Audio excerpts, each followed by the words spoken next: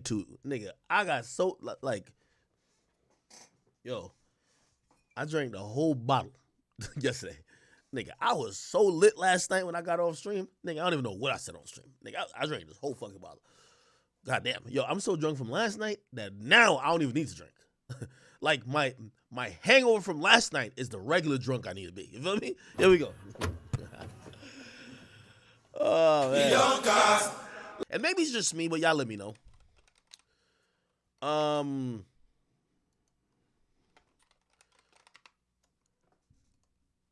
Because I've talked to a bunch of artists recently, and I got to be honest with y'all. If you guys didn't watch NBA All-Star Game, it was headlined by Burna Boy Tems and another African singer, Rima. I think it's Rima or Remo. Regardless, I believe that rap is going to face unprecedented times in the near future. What am I talking about? I believe that, number one, the U.S. music culture has been cracked. I believe that people who are consumers of music in the U.S. market used to have the stigma of saying, we don't listen to dudes who sound like they want to say, or say in it, or bruv, or, you know what I mean? All we could hear them saying is, you want some crumpets with them tea, bruv? Like, you know what I mean? We wouldn't listen to people like that. These days, not the case anymore. You know what I mean? Yo, somebody tell Doja Cat, I'm trying to indulge in that. Like, yo, we're singing these people's songs and accepting them despite the accent. That used to not be the case. Hip hop used to, by the way, for a long time, and even though this is within the borders of the United States, a lot of people were skeptical about the Southern accent. But when it gets outside the borders of the United States, when it gets to, like, you know, you're not knowing even knowing their culture, like, for example, the UK, Africa, shit. I mean, you know, reggae music, even though that's from Jamaica, is tolerated, but it's tolerated in certain, like, global aspects. What I'm trying to say now to y'all is that I believe the only art form that isn't being globalized and spread far and wide is hip hop and rap music. I think hip hop and rap music have stayed the same. We don't see the majority of these guys touching global markets. And let me give you the reality of what it is. Tems could do an arena tour in the United States. She's huge. Every country her music is heard in. Could Lil Durk do a arena tour? Even in the United States? Could he do a solid $10,000 capacity venue outside of the country? The point I'm trying to make, and I hope you get, I'm trying to inch towards it. Hip-hop music has become some regional bullshit recently.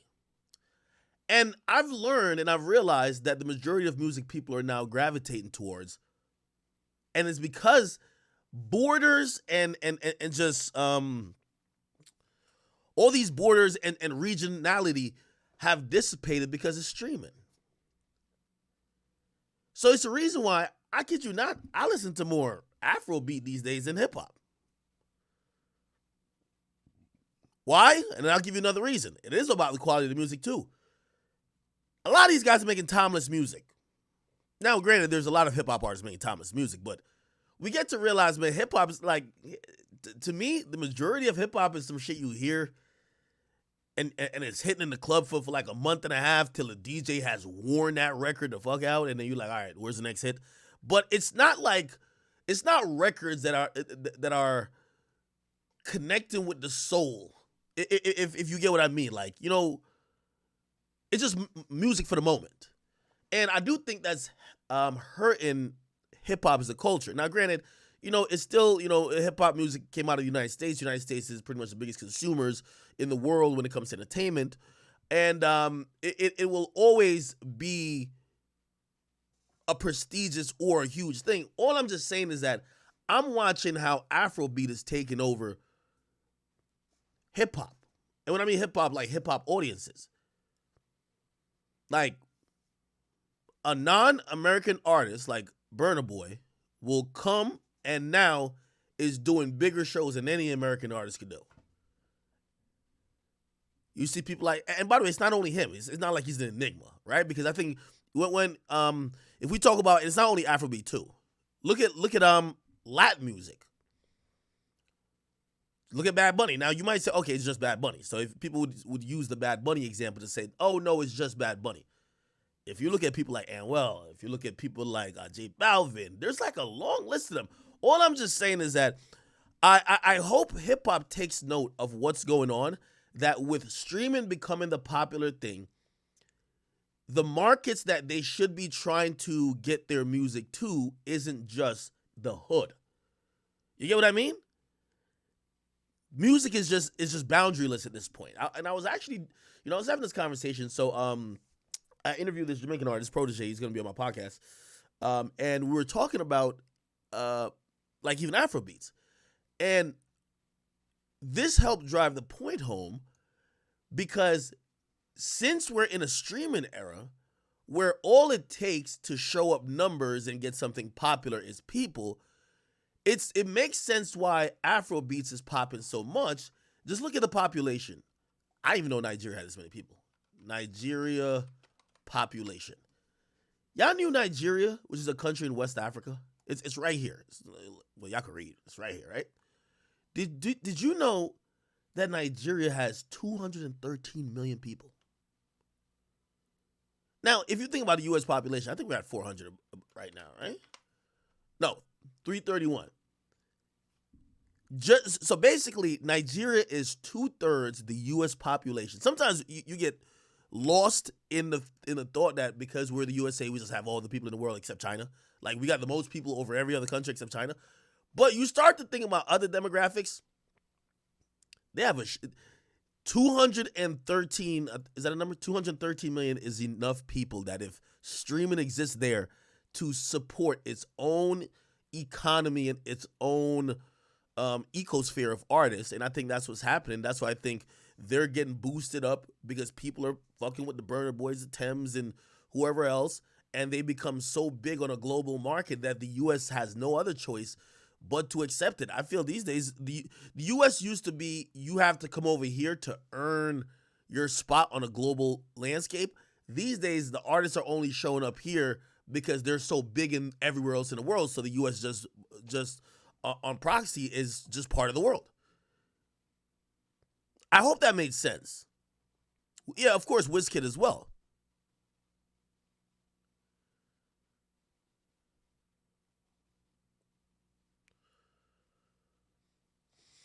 Okay, some people said. Somebody says Nigeria actually has 300 million. Oh my god. Okay, so anyway, this is my warning to hip hop. I think hip hop needs to look at itself in a global way. And even artists need to look at themselves as global entities. You get what I mean? Like, I just can't even, like, let me ask you a question. What's the last hip hop song that, if I keep playing Last, I'll probably still play a year from now. Like, his song, like, some of those songs I was playing, those songs like 2 years old. Like, people still play them. What's the last hip hop song that you play consistently or just has been so timeless? A song like, let's say like, how Unforgettable is just a timeless fucking song? What's the last hip hop song that you remember that qualifies to be that? D Jackson, you just made a great point. He's in YouTube, by the way. He says, bro, these just don't want to be mainstream anymore. That's also a great question. That's a great observation. Yeet just dropped an album, and I think Yeet hit. Like, his album came out, but I think he went underground. So maybe there is something to say about a lot of these artists not wanting to, which I think that's utterly ridiculous. You know what I mean? If you just want to hide all day, why the hell even get into music?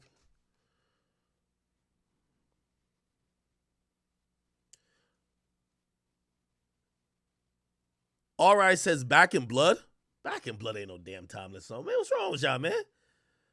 Man, are y'all good? Nigga said Back in Blood.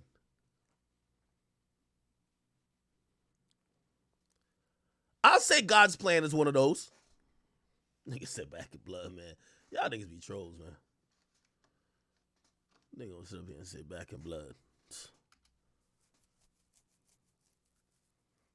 I say God's plan. What else?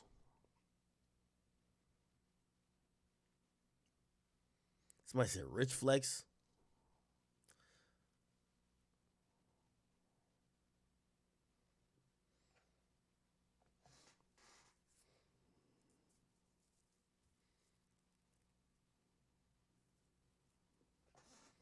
Trap Queen. That's a long time ago. Give me some from the last 2 years. Last 2 years. Low Life the Weekend. That was one of them joints. I give you that. Somebody said Super Gremlin. Is Super Gremlin a timeless song though? It's definitely a number one song, but it's a timeless song. Okay, all right. Nigga said bank it on me by Gunna. Shit. You're damn right that's a timeless song. That nigga did that song and decided he ain't going. He was gonna make sure he spent less time in jail. You feel me? Salute to my boy Gunna, man. Salute to my nigga Gunna.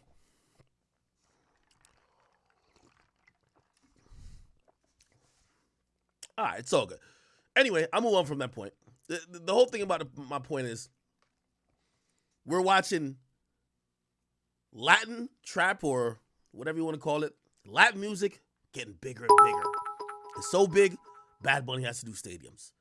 AfroBeats, before back in the day, they used to look at like, oh, that's the African dude who just probably wants a feature. Like, Burna Boy is bigger than all of these niggas. Like, all of them. You get what I mean? And same with, like, you know what I mean, Wizkid. Bigger than all these dudes, too. So, I'm just saying, Latin trap, growing. Afrobeats, growing on an international, global market scale. When it comes to hip-hop, it's like, same shit. You know what I mean? And why I believe that is that I don't believe that U.S. artists care about the international market. They don't work it. Like, for example, if an African artist, and I was talking, again, I'm talking to Protege on my upcoming podcast about it. If an artist gets a hit in Jamaica or they get a hit in Nigeria, immediately it says, yo, let's plan a promo run in New York, in LA, Miami. We got to promote it. No U.S. artist drops a song and says, yo, we got to get to Paris to like, you know what I mean, do a show out there to let people like get the energy. You know? Nah. Like, niggas do like 3 shows in the U.S. and that's it. U.S. artists don't give a fuck about the international market. And I think that is to our detriment because when I see Burna Boy doing 2 sold-out stadiums back-to-back nights, or maybe 3 in Brazil, I'm like, Jesus Christ. But you have to think about it. Remember when people used to say about a Southern artist, like, yo, Southern artists, the reason why they had core fan bases that would buy the music, they used to sell out the trunk. They didn't have all these big labels, so they used to be hustling with it. And they were saying that to say New York artists, they don't have that hustle built in because they had all the labels there. I'm just saying this is what I'm seeing with music coming out of other countries and genres. They're working all the markets. So Tems, I'm going to tell you a story I heard. You want to hear the story? I'll tell you the story out, okay? I heard when Tems was called and they're talking to Tems, it's like, yo, Tems, we need you to clear Wait For You. Tems says no. Now, Grant, this is Future. Tems says no. Yo, Tems is, think about it. You probably heard about Tems. Maybe. You probably heard about her from 2 other songs before because she did have a popular song. But we're thinking about it. Wait, Future wants to sample your song? She said, fuck no. She said no. So even me hearing that, I'm like, oh, she must not fuck with Future. It's not even the case. Tems in her world is Future. You get what I mean? In Tems' world, she's Future. She's fucking huge. She don't need no Future. You get what I mean? Now, in the U.S. world, we're like, yo, Tems, you know damn well you need this Future shit. So anyway, she basically says, she says no. From what I hear, allegedly, and don't run with it, but it's what it is. Drake basically gets involved and say, yo, yeah, I'm on the song, blah, blah, blah. All right, cool. It's all blessed. It's all good. But at first, and the reason why, too, just to be fair, The reason why she didn't want to clear it because that song that was sampled, right, was her song. It sampled her song Higher. That song Higher was going up the charts, and people were starting to love it in Nigeria and other places in the world. So when a US artist wants to sample that song, it's almost like eating up the wave for that song for the US market. So she was like, "Nah, I'm good." But obviously, seen the play. Oh, Drake is involved. Okay, Drake. Okay, I bet. Let's do it. You get what I mean?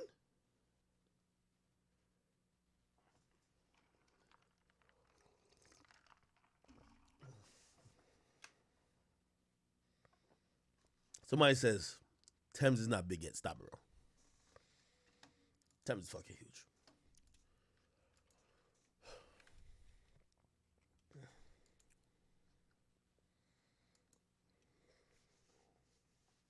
Now, somebody says I know of her because of Pluto. You know of her because of Future. That's what I'm trying to tell you about perspective. That's what I'm telling you about perspective. The people who are into Afrobeats and who don't live in the United States, because Future's like a god out here, the people who ain't in the United States, they're gonna be like, "Yo, that's like Thames is a woman who's the most instrumental in making the song Essence a hit." Be like, "Oh, that's Thames from Essence. Oh shit." Right? Like she has a couple other songs that a lot of people know. Also, she has this new song that's been going crazy too. Well, not necessarily new, but the Free Mind song been going crazy. I'm not saying she's been like, I don't think she has that much time in the game, but for her status, she's dominating her regions. Stop acting like y'all understand what I'm talking about. Like, you know, she was that chick. Drake ran to go get her for Certified Lover Boy. You know, he was trying to make an Essence. He did a song called Fountains with her. That's the point I'm trying to tell y'all, man. So anyway, yeah. So I wish U.S. artists would take that mentality because, for example, to me, it's completely ridiculous that Lil Durk has never done a overseas tour. Now, it might be like legal issues too, right? Like maybe he can't travel this and third, but Durk should be shit. Dirk should be like, yo, nigga should be in Copenhagen. You know what I mean? Like most of these artists, just what I'm saying, they're looking at the international market to try to get lit, rather than as long as I'm lit in the U.S., I'm good. All right, I'll just leave that there. Somebody says the U.S. care too much about drill. All right, okay. That's my little Afrobeat spiel. I'll move on now. What y'all got going on? Chat, I see everybody's goddamn beefing online. Got Hassan. Hold on, y'all. They got Hassan Campbell, Doggy Diamonds, Sharpie was supposedly upset. I tried to do him a favor. You know, from what I was hearing, he was terrified of going into the no jumper building. I was hearing that he thought, Wack had set them pyros and damus on him. I don't even know what that means. And I gave Wack a courtesy call and I said, Wack, big homie, I know, I can't tell you what to do, but, leave Sharpie alone. Could he get a pass? Sign his permission slip, please. And yeah, that was, a conversation. And Sharpie was upset that I asked for his forgiveness, which is kind of crazy. I'm asking a nigga to spare you, and you mad at me? You not mad at a nigga? Anyway, so he mad at me. Who else mad at me? I don't think nobody else mad at me. See, Math Hoffa and Charleston White, they're getting at it. I'm like, what the hell? Everybody's beefing. T.I. Boosie, Gunna YSL. Sick of them people. All right.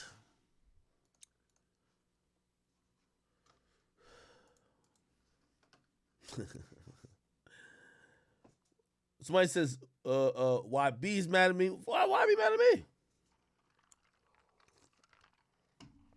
Somebody said Dirk did a European tour. Oh my God, y'all taking me out of context. Let me tell you what I'm trying to tell you.